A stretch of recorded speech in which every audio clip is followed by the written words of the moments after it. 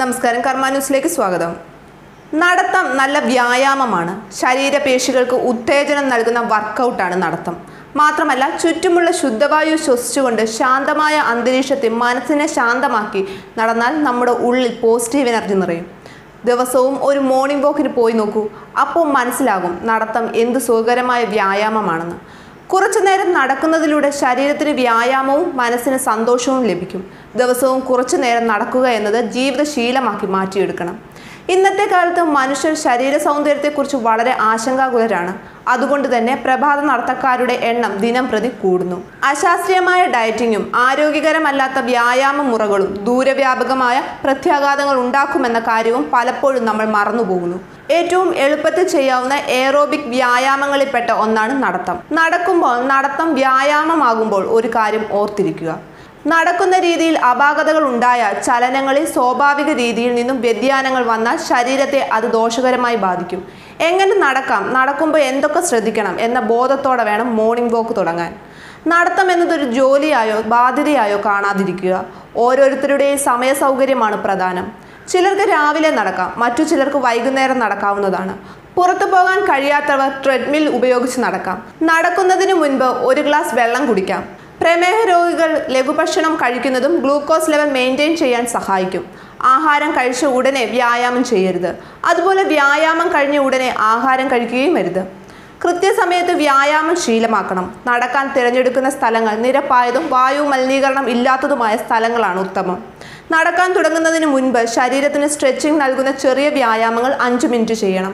കൈകൾ ഉയർത്തുക, താഴ്ത്തുക, കുനിഞ്ഞ് കാൽവിരലുകളിൽ തൊടുക, തോളുകൾ ചലിപ്പിക്കുക തുടങ്ങിയ ചെറിയ വാമപ്പ് എക്സസൈസുകൾ ചെയ്യേണ്ടതാണ്. നടക്കാൻ തുടങ്ങുമ്പോൾ കുറഞ്ഞ വേഗത്തിലായിരിക്കണം. ക്രമേണ വേഗത കൂട്ടാം. നടത്തം അവസാനിപ്പിക്കുന്നതിന് മുൻപ് വേഗം വീണ്ടും കുറച്ച് സാവധാനത്തിൽ അവസാനിപ്പിക്കണം. നടക്കുമ്പോൾ തല നേരെയാക്കി താടി ഉയർത്തി നേരെ നോക്കി നടക്കുക. തല താഴ്ത്തി നടക്കരുത്. നെഞ്ച് മുന്നോട്ടേക്ക് കുനിയുന്ന രീതിയിൽ നടക്കരുത്. നടുവ് വളയരുത്. തൂങ്ങിപ്പിടിച്ചതുപോലെയുള്ള നടപ്പ് നടുവിന് ആയാസകരമാവും. നടക്കുമ്പോൾ നന്നായി ശ്വസിക്കണം. വയറിലെ പേശികൾക്ക് മുറുക്കം ലഭിക്കണം. കൈകൾ വീശി നടക്കണം. ചുമലുകൾ കുനിച്ച് നടക്കരുത്. അത് കൈകൾക്കൊപ്പം നടുവിനും കഴുത്തിനും സമ്മർദ്ദം കൂട്ടും. നടക്കുമ്പോൾ സഹയാത്രികനോട് സംസാരിക്കാനാകുന്ന തരത്തിൽ ചെറിയ കിതപ്പുണ്ടാക്കണം. എന്നാൽ കിതച്ച് ശ്വാസം മുട്ടാൻ ഇടയാകരുത്. നടക്കുമ്പോൾ യോജിച്ച അളവിലുള്ള വാക്കിംഗ് ഷൂസ് ധരിക്കണം. വളരെ ഇറുകിയതോ അയഞ്ഞതോ ആയ ഷൂസ് പാടില്ല. ഹീൽസ് അധികം വേണ്ട. നടക്കുമ്പോൾ കാൽ തെറ്റാൻ ഇതിടയാക്കും. ശരിക്കും നടന്നില്ലെങ്കിൽ നടുവിന് അമിത ആയാസം അനുഭവപ്പെടും. അത് നടുവേദനയ്ക്ക് കാരണമായി തീരാം. നടക്കാൻ തുടങ്ങുമ്പോൾ ചുമലുകൾ കുനിച്ച് നടക്കുന്നത് സ്ഥിരമാക്കുമ്പോൾ ആ ഭാഗത്തെ പേശികൾക്കും അസ്ഥികൾക്കും ചലനം കുറയും. അത് ശരീരത്തിന് ചരിവ്, വളവ് ഉണ്ടാകാൻ കാരണമാകും. തല കുനിച്ച് നടക്കൽ സ്ഥിരമായാൽ കഴുത്തിലെയും ചുമലുകളിലെയും പേശികൾക്കും അസ്ഥികൾക്കും വേദന ഉണ്ടാകാം. ഓടുമ്പോൾ മുന്നോട്ട് കുതിക്കാൻ കാൽവിരലുകളാണ് ആദ്യം തറയിൽ പതിക്കുന്നത്. എന്നാൽ ഈ രീതിയിൽ നടന്ന ആദ്യ കാൽമുട്ടുകളിലേക്കും പിന്നീട് നടുവിലേക്കും വേദന ഉണ്ടാവാനിടയുണ്ട്. ചില രോഗികളിൽ വ്യായാമം എങ്ങനെയെന്ന് നോക്കാം. ഹൃദയ സംബന്ധമായ രോഗമുള്ളവരിൽ ഹൃദയത്തിനും ശ്വാസകോശങ്ങൾക്കും കൂടുതൽ ശേഷി പകരുന്നത് കാർഡിയോ വാസ്കുലാർ എക്സസൈസ് അഥവാ എയറോബിക് വ്യായാമങ്ങളാണ്. അതിൽ പ്രധാനം നടത്തം തന്നെ. എന്നാൽ ഹൃദ്രോഗികൾ അവരുടെ രോഗം വ്യായാമത്തിന് അനുയോജ്യമാണോ എന്ന് ഒരു ചെക്ക് ചെയ്ത് നോക്കാം. ഒരു ഫിസിയോതെറാപ്പിസ്റ്റിനെയോ നിർദ്ദേശപ്രകാരം നടത്തം സ്റ്റാർട്ട് ചെയ്യാം. പ്രമേഹ രോഗികളിൽ നടത്തം ശീലമാകുന്നത് നല്ലതാണ്. ഇതുവഴി BMI മെച്ചപ്പെടുകയും പേശികൾ ശരീരത്തിലെ ഗ്ലൂക്കോസ് ഉപയോഗിക്കുന്നത് മൂലം ശരീരത്തിലെ ഇൻസുലിൻ്റെ അളവ് അനുയോജ്യമായി നിലനിൽക്കാൻ സഹായിക്കും. പഠനങ്ങൾ കാണിക്കുന്നത് 61% പ്രമേഹത്തെ നടത്തം മുഖേന കൺട്രോൾ ചെയ്യാൻ സാധിക്കുമെന്നാണ്. നടക്കുന്നതിന് മുമ്പ് ചെറിയ തോതിൽ ഭക്ഷണം കഴിച്ചിരിക്കണം. പ്രായമായവർ കൂടുതൽ ബുദ്ധിമുട്ടുള്ളതും വേഗതയുള്ളതുമായ വ്യായാമ മുറകൾ ചെയ്യുന്നത് അപകടം വരുത്തിവെക്കും. അതിനാൽ രോഗമുള്ളവർ സുരക്ഷിതമായി അനുയോജ്യവുമായ വ്യായാമ മുറകൾ ഒരു ഫിസിയോതെറാപ്പിസ്റ്റിൻ്റെ നിർദ്ദേശത്തോടെ തുടങ്ങി അവരുടെ രോഗങ്ങളെ അതുവഴി ദൈനംദിന ജീവിതം സുഗമമാക്കാൻ സഹായിക്കും.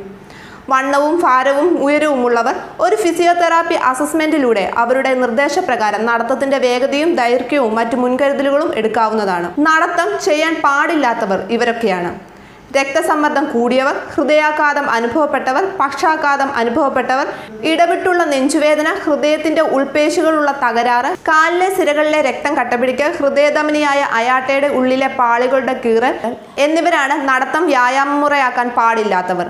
ആരോഗ്യപരമായ നടത്തം കൊണ്ട് ലഭിക്കുന്ന ഗുണങ്ങൾ ഇവയാണ്. അതായത് ചീത്തക്കൊഴുപ്പിനെ കളഞ്ഞ് ഹൃദയത്തെ ഗുണം ചെയ്യുന്ന വഴി ഹാർട്ട് അറ്റാക്ക് പോലുള്ളവ തടയാൻ സഹായിക്കും. നടത്തത്തിലൂടെ ബാഹ്യ പ്രതിരോധശേഷി കുറയുന്നത് മൂലം അതിലൂടെ ഹൃദയത്തിന് ചെറിയ പ്രവർത്തനത്തിലൂടെ ബ്ലഡ് പമ്പിംഗ് കപ്പാസിറ്റി നിലനിർത്തുക വഴി രക്തസമ്മർദ്ദം മെയിൻറ്റെയിൻ ചെയ്ത് സ്ട്രോക്ക് പോലുള്ളവ ശരീരത്തെ തളർത്തുന്ന അവസ്ഥ തടയാൻ സാധിക്കും.